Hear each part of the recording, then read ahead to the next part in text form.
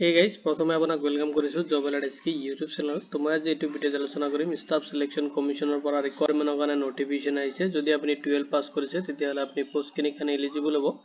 কেনেকৈ আপুনি eligibility criteria কিনি চেক কৰিব, কেনেকৈ এপ্লাই কৰিব, তাৰ কমপ্লিট ডিটেইলছ মই আপোনাক এই ভিডিঅ'ত প্ৰভাইড কৰিম।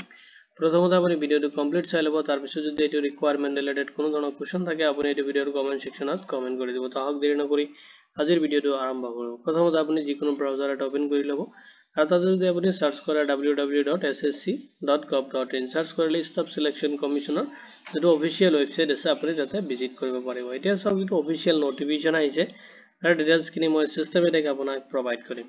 ষ্টাফ সিলেকশন কমিশন ষ্টেনোগ্ৰাফাৰ ৰিকোয়াৰমেন্ট 2025 ৰ কাৰণে নটিফিকেশন আহিছে আৰু ডিটেইলছ কিনি মই আপোনাক সিস্টেমেটিক এইটো ভিডিঅ'ত প্ৰভাইড কৰিম। প্ৰথমতে ৰিকোয়াৰমেন্ট ওভাৰভিউ কিনি চাই লওক। অৰ্গানাইজেচন দি আছে ষ্টাফ সিলেকশন কমিশনৰ পৰা আহিছে ৰিকোয়াৰমেন্ট কিনি। পোষ্ট নেম দি আছে যেটো stenographer grade C and D লেভেলৰ কাৰণে আপোনাৰ ৰিকোয়াৰমেন্ট হ'ব।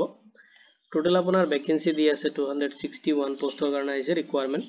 জব টাইপটো আপোনাৰ সেন্ট্ৰেল গভৰ্নমেন্ট জব হ'ব আৰু আপোনাৰ যেটো জব লোকেশন হয় অল ইন্ডিয়া বেসিস আপোনাৰ লোকেশন হ'ব। All India male female candidate eligible হ'ব এপ্লাই কৰাৰ কাৰণে। এপ্লিকেশন যেটো মোড হয় আপুনি অনলাইনত কৰিব লাগিব। অনলাইনত কেনেকৈ আপুনি এপ্লিকেশনটো সাবমিট কৰিব হেকিনি প্ৰসেস মই আপোনাক এই ভিডিঅ'তে প্ৰভাইড কৰিম। এটা সব অফিশিয়াল যেটো ওয়েবসাইট আছে আপুনি ভিজিট কৰিব পাৰিব, যেটো লিংক মই এই ভিডিঅ'ৰ ডেসক্ৰিপচনত প্ৰভাইড কৰি দিম। আপুনি তাতে যদি ক্লিক কৰে ডাইৰেক্টলি আপুনি অফিশিয়াল ওয়েবসাইটত ভিজিট কৰিব পাৰিব। এতিয়া সব ইম্পৰ্টেন্ট ডেট কিনি তো অফিশিয়াল যেটো নটিফিকেশন অলৰেডি ৰিলিজ হৈছে 7 জুন 2025 ত আৰু এপ্লিকেশন ষ্টাৰ্ট হৈছে 7 জুন 2025 ৰ পৰা। লাষ্ট আপুনি আপোনাৰ এপ্লিকেশনটো সাবমিট কৰিব পাৰিব 26 জুন 2025 ৰ 11 PM লৈ কিনে। পেমেন্টৰ যেটো ডেডলাইন দি আছে আপোনাৰ 27 জুন 2025 লৈ কিনে আপুনি পেমেন্টটো লাষ্ট সাবমিট কৰিব পাৰিব। আৰু কাৰেকচনৰ কাৰণে উইন্ডোজ খুলি দিয়া হ'ব। যদি আপোনাৰ এপ্লাই কৰোতে কোনো ধৰণৰ মিস্টেক হৈছে বা কোনো ইনফৰমেশন আপুনি সাবমিট কৰোতে মানে কাৰেকচন হোৱা নাই, ভুল হৈছে, তেতিয়াহলে আপোনাক 1 জুলাই টু 2 জুলাই লৈ কিনে উইন্ডোজটো কাৰেকচনৰ কাৰণে খুলি দিয়া হ'ব। আপুনি তাতে ক্লিক কৰি কিনে লগইন কৰি কিনে আপোনাৰ এপ্লিকেশনটো কাৰেকচন কৰিব পাৰিব। যেটো আপোনাৰ এক্সাম ডেটটো দি আছে, যেটো কম্পিউটাৰ বেসড টেষ্ট হ'ব আপোনাৰ 6 ৰ পৰা লৈ কিনে 11 আগষ্টৰ ভিতৰত ডেট দিব আৰু আপোনাৰ যেটো ডেট হয় এক্সাম তাৰ মিনিমাম 4 ডেজ আগত আপোনাৰ যেটো এডমিট কাৰ্ড হয় এটো ৰিলিজ কৰি দিয়া হ'ব। এটা সব ভ্যাকেন্সি কিনে এপ্লাই কৰোতে আপুনি কিছুমান ফলো কৰিব লাগিব এলিজিবিলিটি ক্ৰাইটেৰিয়া। এডুকেশনাল কোৱালিফিকেশন বিচাৰিছে যদি আপুনি ক্লাস 12 পাস কৰিছে ৰিকগনাইজ বোৰ্ড, যিকোনো ৰিকগনাইজ বোৰ্ডৰ পৰা। যদি আপুনি হায়াৰ সেকেন্ডাৰী কোৱালিফাইড হৈছে তেতিয়াহলে আপুনি পোষ্ট কিনি কাৰণে এলিজিবল হ'ব এণ্ড আপুনি এপ্লাই কৰিব পাৰিব। নেক্সট আউ এজ লিমিট বিচাৰিছে, এজটো আপুনি ক্যালকুলেশন কৰিব লাগিব 1 আগষ্ট 2025 ৰ ডেট হিচাপত। গ্ৰেড সিৰ কাৰণে যদি আপুনি এপ্লাই কৰে মিনিমাম এজ বিচাৰিছে 18 ইয়াৰ্স আৰু ম্যাক্সিমাম আপুনি এপ্লাই কৰিব পাৰিব 30 ইয়াৰ্স লৈ কিনে। গ্ৰেড ডি যদি আপুনি এপ্লাই কৰে মিনিমাম বিচাৰিছে 18 ইয়াৰ্স আৰু আপুনি যদি এপ্লাই কৰে ম্যাক্সিমাম বিচাৰিছে 27 ইয়াৰ্স লৈ কিনে আপুনি এপ্লাই কৰিব পাৰিব। এজ এ ৰিলেক্সেশন খিনি এপ্লিকেবল হ'ব এজ পাৰ দা গভৰ্নমেন্ট যেটো ৰুলছ আছে সেইটো হিচাপত ক্যাটেগৰি ওয়াইজ আপুনি ৰিসিভ কৰিব এণ্ড এপ্লিকেবল হ'ব। এতিয়া সব এপ্লিকেশন ফি দি আছে, আপুনি এপ্লাই কৰোতে এপ্লিকেশন ফি পেমেন্ট কৰিব লাগিব আৰু পেমেন্ট খিনি ক্যাটেগৰি ওয়াইজ দি আছে। যদি আপুনি জেনাৰেল ওবিসি ক্যান্ডিডেট হয় তেতিয়াহলে আপুনি পেমেন্ট কৰিব লাগিব 100। যদি আপুনি এসসি এসটি পিডব্লিউডি ওমেন বা এক্স সাৰ্ভিসমেন হয় তেতিয়াহলে আপুনি এপ্লাই কৰোতে কোনো ধৰণৰ এপ্লিকেশন ফি পেমেন্ট কৰিব নালাগে। পেমেন্ট যেটো মোড হয় আপুনি অনলাইনত কৰিব লাগিব, UPI net banking credit card debit card through আপোনাৰ পেমেন্ট খিনি আপুনি কমপ্লিট কৰিব পাৰিব। এতিয়া সব সিলেকশন প্ৰসেস খিনি তো সিলেকশন প্ৰথমতে আপুনি কম্পিউটাৰ বেসড টেষ্ট এটেম্প কৰিব লাগিব। নেক্সট আপোনাৰ ষ্টেনোগ্ৰাফি যেটো স্কিল টেষ্ট আছে এটা আপুনি এটেম্প কৰিব লাগিব। নেক্সট আপোনাৰ ডকুমেন্টস ভেৰিফিকেশন হ'ব। তিনিটা স্টেপত আপোনাৰ যেটো সিলেকশন প্ৰসেস হয় এখিনি কমপ্লিট হ'ব।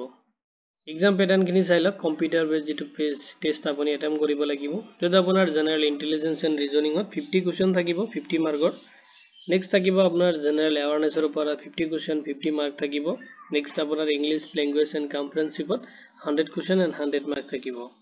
আপোনাৰ টোটাল ডিউৰেচন থাকিব এক্সামৰ 2 আৱাৰ্স আৰু নেগেটিভ মাৰ্কিং থাকিব 0.25 পাৰ ৰং কোৱেশ্চনত। আপুনি যদি ৰং কোৱেশ্চন এটা কৰে তেতিয়াহলে 0.25 মাৰ্ক আপোনাৰ ডিডাক্ট কৰা হ'ব।